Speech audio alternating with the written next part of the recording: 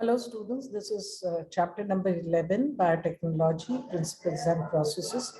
And in continuation to this chapter, this is video number 3. I've already made 2 videos, and in the last video, we had talked about the first feature of tool of recombinant DNA technology, that is restriction enzyme. And today we are going to learn about the second tool of the recombinant technology, that is cloning vector. So before we start, let us understand what is a vector. The vectors are the DNA molecules that can carry a foreign DNA segment into the host cell. Now, they can be of 2 types. It can be either a plasmid or a bacteriophage. What is a plasmid? Plasmids are autonomously replicating circular extra chromosomal DNA of the bacteria. And bacteriophage, they have a very high copy number for their genome with the bacterial cell, and bacteriophages are viruses that infect the bacteria. Now, what do we mean by this word copy number? Okay, like it's written over here that it has a high copy number. It is said that the number of copies of vector present in a cell is known as the copy number. Now, this copy number can vary from 1 to 100 copies per cell. So there may be plasmid, there may be 2 plasmid in a cell, so that's a 2 copy number. There may be 100 plasmids in a cell, in a particular cell, so the copy number is 100. If we are able to link a piece of DNA, children, if we are able to link a piece of DNA with the bacteriophage or a plasmid DNA, we can multiply its number equal to the copy number. And that's why copy number is very, very important. Like if I put a piece of DNA in a plasmid whose copy number is 15. So once it multiplies, it will make 15 copies. Now let's talk about what are the features of cloning vector. Now, there are 4 features of cloning vector. One is origin of replication. The second is selectable marker. Third is cloning site. And the fourth is vectors for cloning plants and animals. Let us take them one by one. The first one, that is the ori, or the origin of replication. What is an ori or origin of replication? It is a DNA sequence that is responsible for initiating replication. We all know that. We have all studied it in chapter 6. Now, any piece of DNA, when linked to this sequence, can replicate within the host cell. Ori not only helps in replication, but also controls the copy number of the linked DNA. Now, for many copies of a target DNA, it should be cloned in a vector whose ori supports high copy number. Now, if you are putting it in a DNA whose ori is supporting only 3 copy numbers, so it will form 3 clones. And the one which is supporting 100 copy numbers, so एक ही बार में 100 clones बन गए. Next is the second feature of the cloning vector is selectable marker. Now let us understand what is a selectable marker and what is its function. A selectable marker is one which helps in identifying and eliminating the non-transformant from the transformant, and it selectively permits the growth of the transformant. First thing, it does 2 works. One, identifying and eliminating the non-transformant, and second, selectively permitting the growth of the transformant. Now, let us understand what is a transformant. We can see over here. Transformant is defined as a procedure by which a piece of DNA is introduced into the bacterial cell. You have seen this is, we have taken a plasmid and made a recombinant plasmid. Now, this recombinant plasmid is transferred into the E. coli. This plasmid is not of E. coli. So it is known as a transformed cell. Now, selectable marker in E. coli includes genes encoding resistance to antibiotic like ampicillin resistant gene and tetracycline resistant gene, or kanamycin resistant gene, or chloramiphenol resistant gene. Normal E. coli children do not have these resistant genes. They are not resistant to these antibiotics. So we have taken an engineered plasmid, and this engineered plasmid has got antibiotic resistant genes, and these antibiotic resistant genes help as a selectable marker. And if we put a piece of DNA near to the ori in this antibiotic resistant gene, and then transfer the plasmid into the E. coli, then this E. coli is known as a transformed cell. Now, the third feature is the cloning site. What do you mean by cloning site? We all know that the DNA, the alien DNA, is to be linked. And to link the alien DNA, you have to cut the DNA with the help of restriction enzyme. Now, these restriction enzyme in the previous videos, I've already explained you that they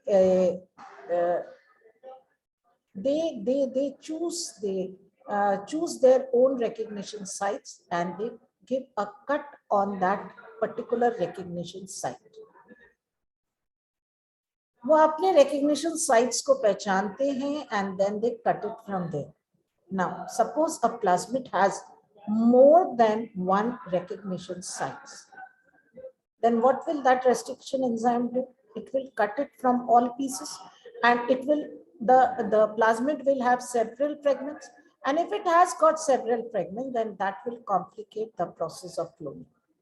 So we should choose the restriction enzyme which should have one, particularly one or very few recognition site, so that only one cut is being made and our gene of interest goes and gets attached to that particular place. बहुत सारे cuts हो जाएंगे बच्चों, तो process वो कहीं पर भी जाके जुड़ जाए, and the process will become complicated.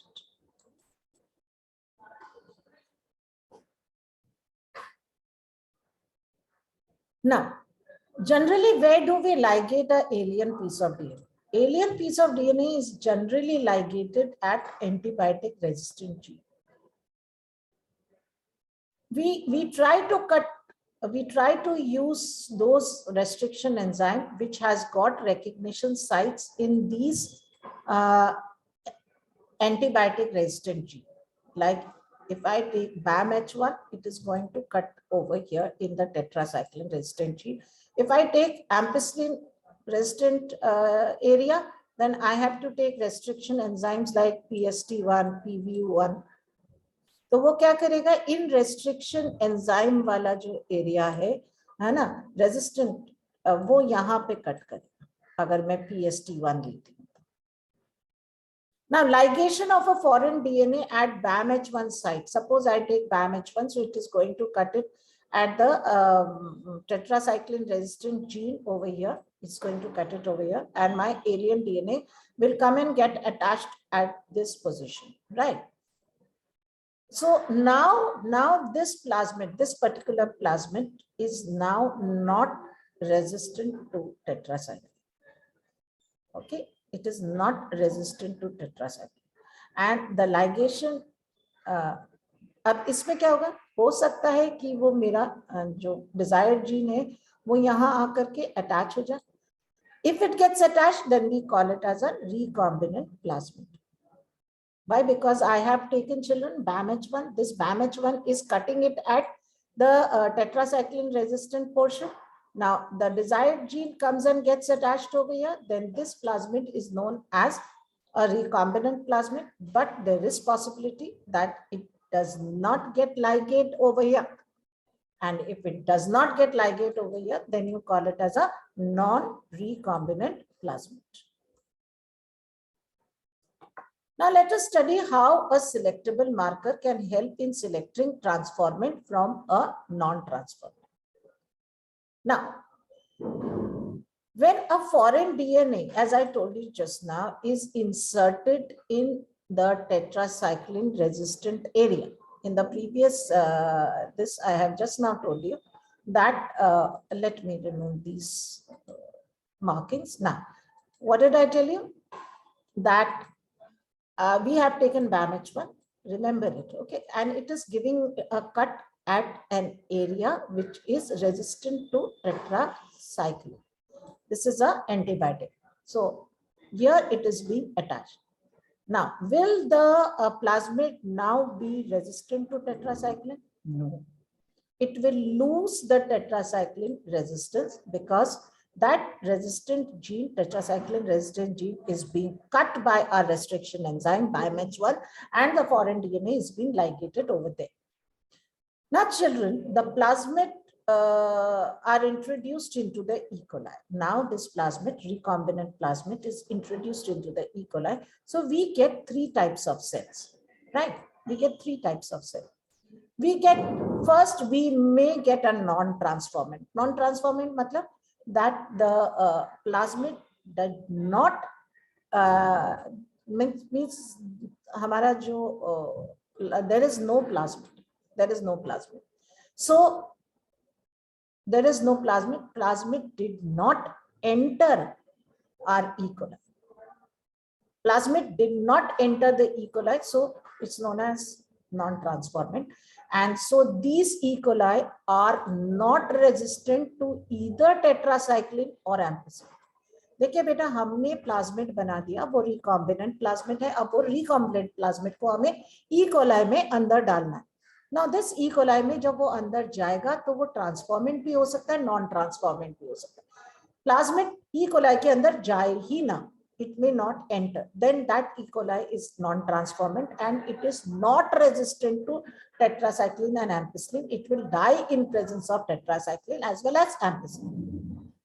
Now, the plasmid enters into the E. coli. But what type of plasmid enters into the E. coli? There is a possibility that a non-recombinant plasmid enters into the E. coli. What is a non-recombinant plasmid?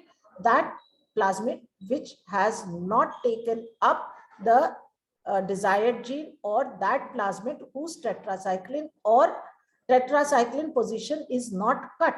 So it has both the resistant genes, tetracycline also and ampicillin also. So it is a transformant. E. coli has taken up the plasmid, but that plasmid is a non-recombinant. उसका tetracycline gene cut नहीं हुआ है, so it will die in both tetracycline and it will resist both tetracycline and ampicillin, and it will not die in either tetracycline or ampicillin.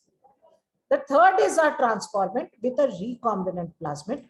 Recombinant plasmid matlab that plasmid whose tetracycline gene is being cut, so it is now no more resistant to tetracycline, but it is resistant to ampicillin.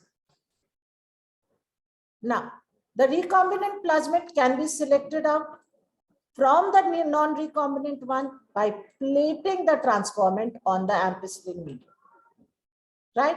Sabse pehle, what we are going to do? We put these E. coli that in ampicillin medium. In ampicillin medium, if we are going to put it now, out of these, who all will die in ampicillin medium? See, the non-transformant will die in ampicillin medium because ampicillin, it is the one which is not resistant to ampicillin. Both the transformants are resistant to ampicillin. So now what is left with us are the transformant with non-recombinant and the transformant with the recombinant. Now, then this transformant are transferred into the tetracycline medium. Now, before transferring it into the tetracycline medium, because the moment we transfer it into the tetracycline medium, we know that these transformant with recombinant plasmid will die because they are now no more resistant to tetracycline, but we require them. So we make a plating of them. We make a replica plating. If you see over here, this is a master plate, and we make a replica plate of this master plate, and then we put tetracycline, and we can see that these recombinants are dying. Because the recombinants are now not resistant to tetracycline. So we know that in the master plate, this one, this colony, and the third colony, these three colonies are recombinant plasmid. These are the recombinant plasmid we have come to know, because these have died in the replica plate. तो हमारा जो original plate है उसमें ये रह जाता है, and these ones we will discard from the original plate, because these are the transformant which are non-recombinant. So this is how we select. But now this is a real cumbersome process. This is a real cumbersome process. So nowadays the selection of transformant from the non-transformant is more done by insertional inactivation method. What is insertional inactivation method? In this insertional inactivation method, there is an enzyme.